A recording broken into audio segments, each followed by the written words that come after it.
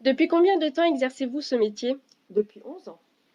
En Avez-vous libéral, par contre depuis 18 ans pour mon diplôme. Oui, du coup, ça Oui, rejoint la question voilà. suivante. Vous avez été infirmière en libéral. Non, j'ai fait 9 ans d'hospitalier et ensuite du libéral. Avez-vous des patients sportifs ou faisant très attention à leur alimentation et à leur corps santé? Alors oui, on a quelques patients sportifs qui ont eu des interventions, donc on intervient chez eux. Et effectivement, des plutôt jeunes ou de la quarantaine et qui font attention à leur alimentation. Et ils nous en parlent en fait pendant les soins, parfois oui. Pensez-vous qu'une meilleure alimentation améliorerait la santé de certains de vos patients?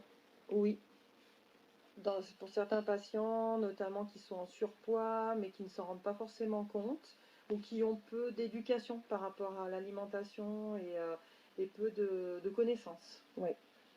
Avez-vous des patients exerçant une grande activité physique ou sportive? Oui, ponctuellement, c'est pas la majorité de nos patients, mais effectivement, on a eu des grands sportifs à soigner suite à des interventions. Oui, effectivement. Oui. Vous a-t-on déjà demandé des conseils en nutrition ou de faire des suivis diététiques à long terme?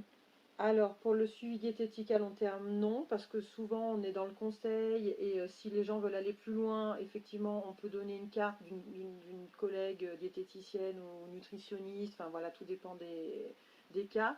Mais pour des conseils au quotidien, oui, on nous demande beaucoup de conseils au quotidien. Vous sentiriez-vous de le faire? Sur du long terme, peut-être pas, mais ponctuellement, oui, oui, et on le fait d'ailleurs assez régulièrement. Avez-vous une formation ou des diplômes en diététique et nutrition?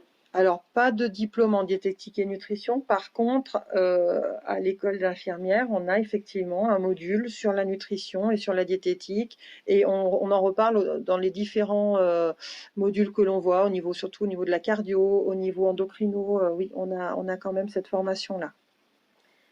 Avez-vous eu des patients atteints d'une pathologie liée à la nutrition, l'alimentation? Oui, on a de plus en plus de gens qui se font poser des bypass, des choses comme ça. Donc là, on est vraiment dans le cœur même de la nutrition et de l'amaigrissement. Mais on a aussi, par le biais de différentes pathologies, notamment le diabète, on a énormément de patients diabétiques, jeunes et moins jeunes. Et c'est de là aussi qu'on donne aussi, qu'on inculque nos conseils, puisqu'il faut qu'on soit à jour dans nos connaissances à ce niveau-là, ouais. Mm. Avez-vous eu des patients atteints de diabète et pratiquant du sport? Si oui, prenaient-ils leur glycémie avant et adaptaient-ils leur alimentation ou leur collation en fonction de leur sport? Alors, très peu de gens sportifs et diabétiques. On a surtout des gens âgés ou des gens un peu plus jeunes mais qui ne font pas de sport. On a simplement un jeune qui doit avoir 13 ans et qui lui fait du sport, et lui il est très à même et il est très au fait avec sa maladie, et de ce fait il adapte sa glycémie, effectivement. Ouais. Pensez-vous qu'un diététicien ou une diététicienne serait utile en salle de sport?